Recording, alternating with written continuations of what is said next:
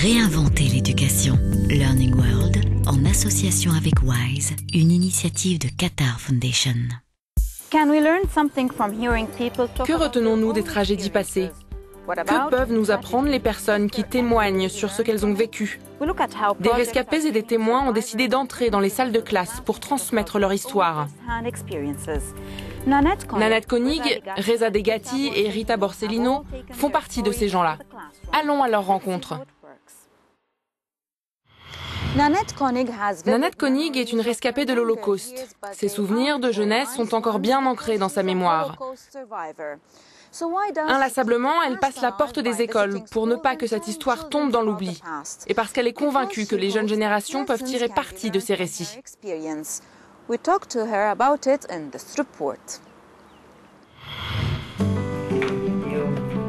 À 82 ans, Nanette Blitz-Koenig se souvient de tout. Les yeux rivés sur ces documents qu'elle a soigneusement conservés, la vieille dame de 82 ans ressort son étoile jaune, ses photos, ses papiers d'identité. Un trésor contre l'oubli. Cette Hollandaise était l'amie d'Anne Frank. Elle est la dernière à l'avoir vue vivante au camp de Bergen-Belsen en 1945.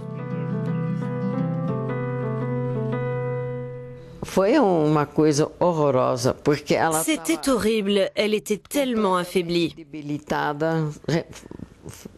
L'Anne Frank que je connaissais avait disparu. Je me demande toujours comment nous avons pu nous reconnaître. Nous étions devenus des squelettes.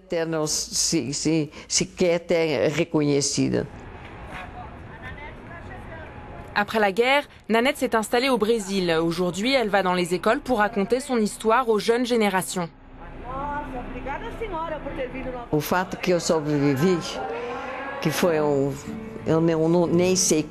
J'ai survécu, je ne sais ni comment, ni pourquoi.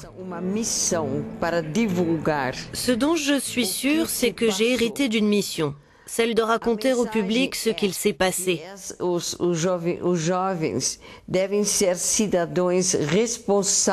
message est simple, pour que l'Holocauste ne se reproduise jamais, les jeunes doivent être des citoyens responsables et conscients de ceux qui les entourent. Uma possibilidade de se repetir algo como era o Holocausto.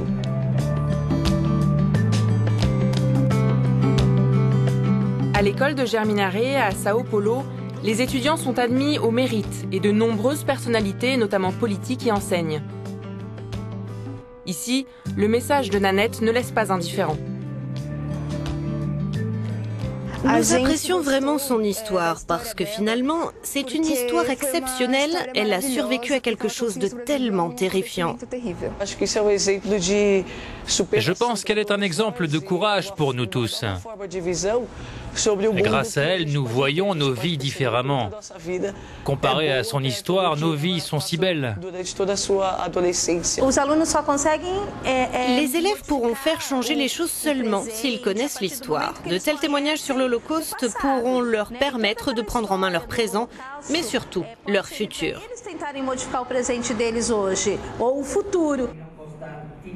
L'histoire de Nanette est étroitement liée à celle d'Anne Frank, cette jeune fille allemande de confession juive, morte à 15 ans et dont le journal intime est devenu l'un des livres les plus lus au monde.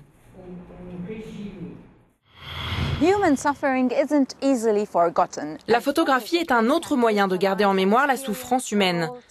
Reza Degati est un photographe iranien reconnu.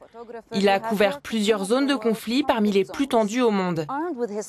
Avec un appareil photo comme seule arme, Reza est venu parler aux étudiants de photojournalisme responsable.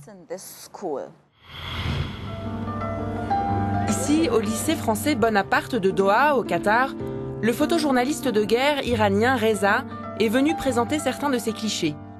Parmi mes photos qui sont très connues, c'est ce portrait de commandant Massoud.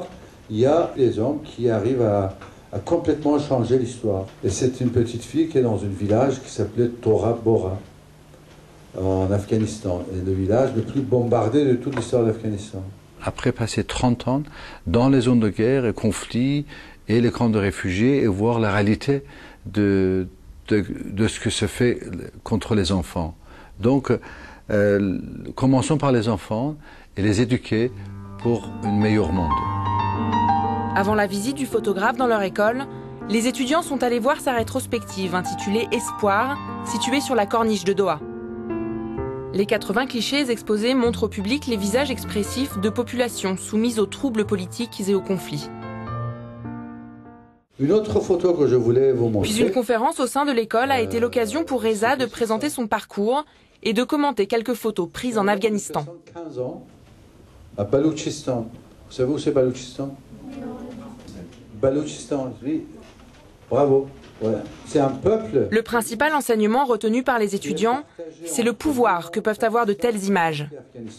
Surtout pour les élèves qui vont passer le baccalauréat cette année, qui préparent leurs études supérieures, il est intéressant pour eux de connaître le photojournalisme et de comprendre ce que c'est que la carrière d'un photojournaliste.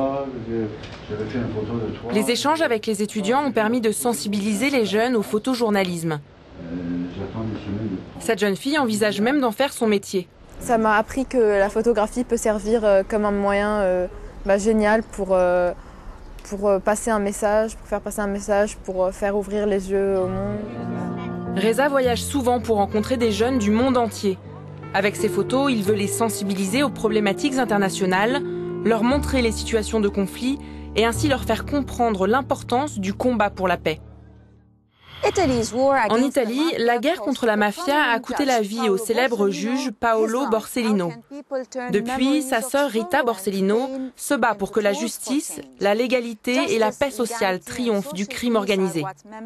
Comme d'autres, elle a réussi à partager et à utiliser ses souvenirs douloureux pour provoquer le changement.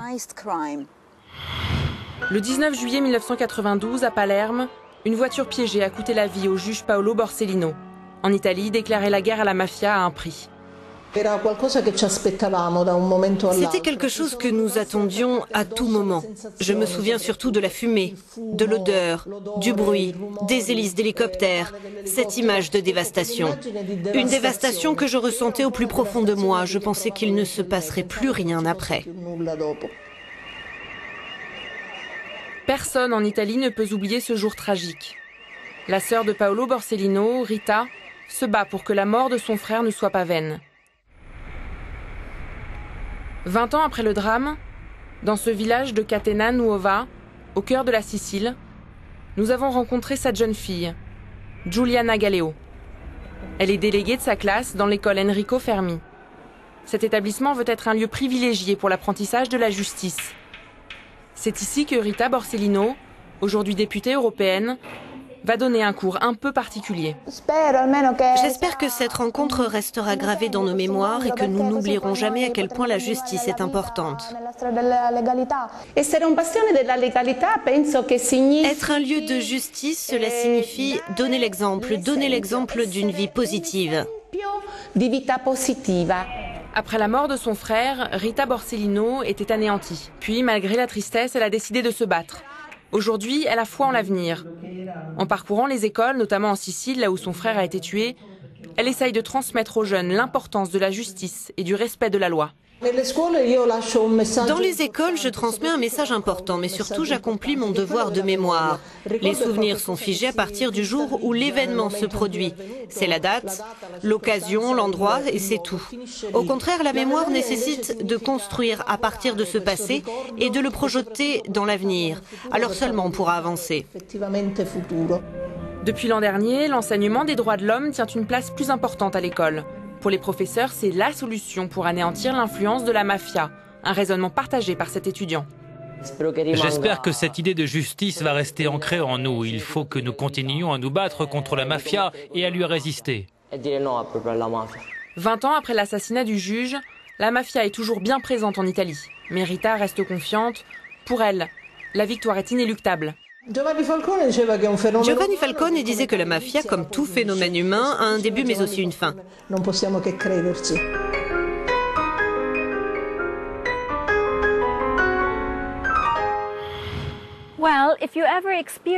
Selon vous, peut-on parler d'enseignement positif lorsque l'on envisage une tragédie ? N'hésitez pas à vous exprimer sur nos réseaux sociaux, nous aimerions connaître vos réactions, en espérant que vous avez apprécié le programme. Learning World, en association avec WISE, une initiative initiative de Qatar Foundation.